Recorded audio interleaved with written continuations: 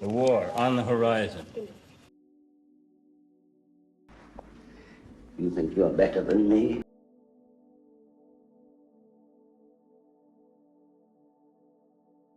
Spielberg had a problem in the early 80s. His movies made too much money.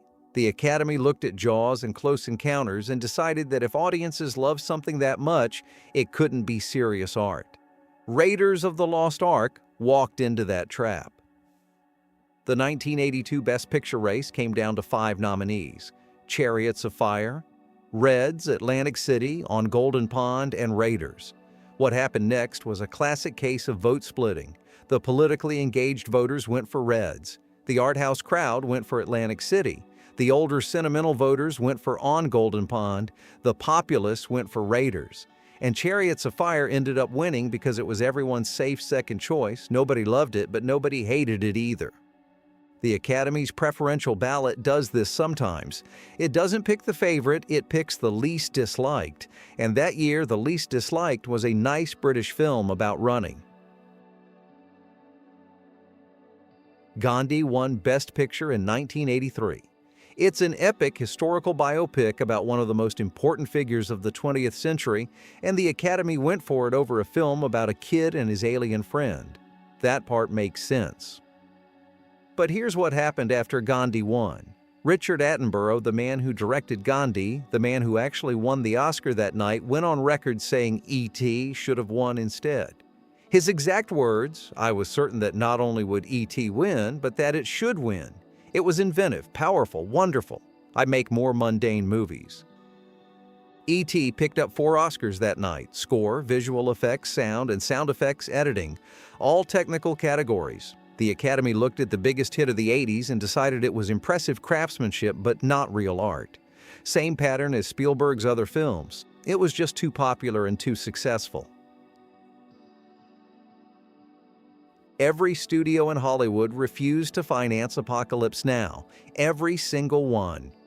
Coppola believed in the project so much that he mortgaged his house, his vineyard, everything he owned just to get it made. By the time he showed up to the Oscars, he was already broken. The stress of production had nearly destroyed him, and the press had turned on him. Good Morning America and Variety had both broken embargo to report negative reactions from test screenings. Coppola wasn't expecting to win anything, and he didn't. Apocalypse Now took home 2 technical Oscars for cinematography and sound, and that was it. Kramer vs. Kramer won Best Picture that year, kicking off what critics later called the family picture cycle. 4 straight years where intimate domestic dramas dominated the ceremony. Kramer vs. Kramer, Ordinary People, On Golden Pond, Terms of Endearment. That's what the Academy wanted in the early 80s, and a hallucinatory film about Vietnam, wasn't it? Coppola later said, "The avant-garde of yesterday is the wallpaper design of today." He bet everything on Apocalypse Now, and the Academy gave him 2 technical awards and sent him home. David Lynch shot The Elephant Man in black and white with John Hurt playing Joseph Merrick. Instead of exploiting the subject, Lynch made a film about what it means to see someone as human. 40 years later, people still talk about it. The film came in tied with Raging Bull for the most nominations that year, 8 each. It wasn't an underdog, it was an actual legit frontrunner, and then it went home with nothing. 0 wins from 8 nominations, complete shutout. Robert Redford's Ordinary People won Best Picture and Best Director that night. Another family drama. The British Academy saw things differently. The BAFTAs gave The Elephant Man Best Film and Best Actor that same year. Lynch got nominated 2 more times after that: Blue Velvet in 1987 and Mulholland Drive in 2002. Lost both. The Academy gave him an honorary award in 2019, which a lot of people saw as a belated admission that they'd been getting it wrong. Lynch died in January 2025. He never won a competitive Oscar. Bob Fosse made a movie about himself dying. Not metaphorically, literally. All That Jazz is about a director-choreographer working himself to death, and Fosse was doing exactly that while making it. Black Swan owes a lot to All That Jazz. So does Birdman, which actually won Best Picture. It tied Kramer versus Kramer for the most nominations that year. Going into the ceremony, it felt like it could go either way. The producer's son was a kid at the time. Years later, he wrote about what happened before they left for LA. His mother told him, "We're not winning a thing." She was right about the big ones. All That Jazz took home 4 craft Oscars: editing, art direction, costume design, score, but nothing above the line. Academy voters admired the filmmaking but couldn't handle the subject matter. Fosse had made a movie about how he was killing himself, and that made people uncomfortable. The 9 Oscar nominations were actually considered a surprise. The film was polarizing. People either loved it or really hated it. And Kramer versus Kramer took Best Picture. Another family drama, another safe choice.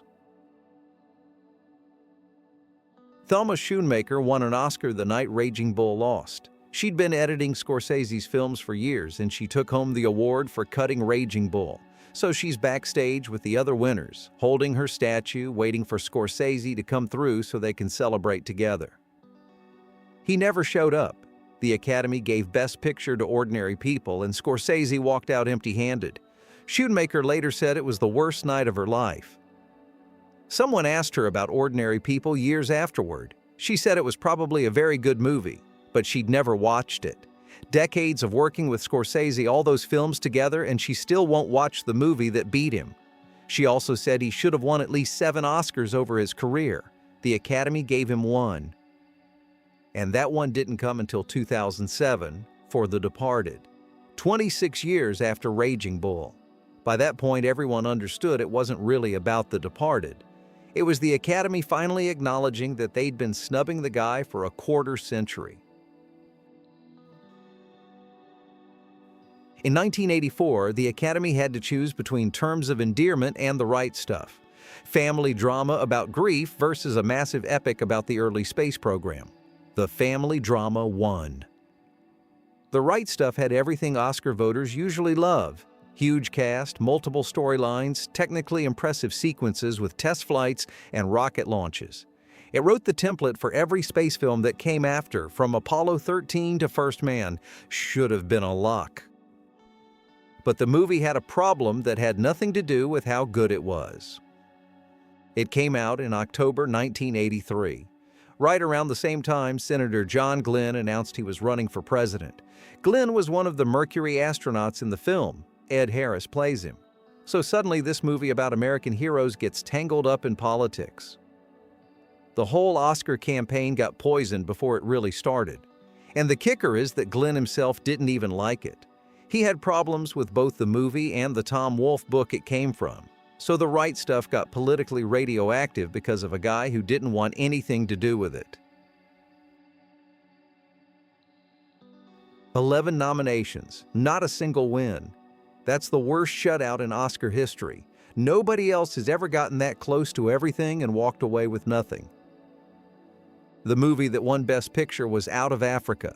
I wasn't going to trash any of the actual winners in this video, but I'm making an exception because it's a slog to sit through. A slow colonial drama beating a powerful film about Black women's lives. That might seem unbelievable unless you know anything about how the Academy worked in the 80s, and then it's just predictable. Spielberg had been doing blockbusters for years and wanted to prove he could make something different. He leaned into the whole sentimental side of it maybe a bit too much, but Whoopi Goldberg and Oprah Winfrey gave performances that carried the whole thing. The Academy nominated the film 11 times. They didn't nominate Spielberg. Not for Best Director, not for anything. That basically never happens when your film gets 11 nominations. It especially doesn't happen when you've already won the Directors Guild Award, which almost always means you're getting an Oscar nomination at minimum. Spielberg won the Guild Award, and the Academy still left him off the list. Fatal Attraction lost Best Picture to The Last Emperor, and yeah, some parts of the film haven't aged great. But The Last Emperor has its own problems if you want to look up what historians think about its accuracy. What Fatal Attraction did was bring erotic thrillers into the mainstream. These days, that genre is mostly dumped onto streaming with no teeth whatsoever, but Fatal Attraction played in regular theaters, and it got the whole country talking about infidelity.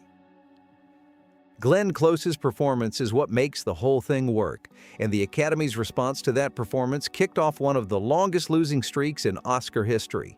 Close said before the ceremony that she deserved to win. She lost to Cher. The next year she got nominated again and lost to Jodie Foster. By 2019, she had 8 nominations and nothing to show for it.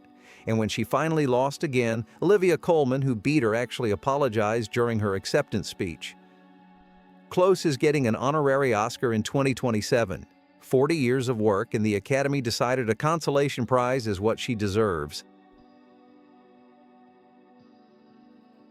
Moonstruck lost to The Last Emperor too, and there's a reason for that beyond just the films themselves. The Last Emperor went 9 for 9 on Oscar night. Every nomination turned into a win. That doesn't happen because a movie is perfect. It happens because someone ran a perfect campaign. The studio held it back from wide release on purpose. They kept it in limited theaters during the voting window so Academy members would watch it right before they voted. The big national rollout didn't happen until after the ceremony. The whole thing was engineered to build momentum at exactly the right moment, and it worked exactly as planned. Meanwhile, Moonstruck was just a movie people loved, a comedy about a widow falling for her fiancé's brother. Cher and Nicolas Cage delivered some of the best work either of them ever did. It won some awards that night, screenplay, a couple acting categories, but it couldn't compete with a campaign that had been engineered from the start.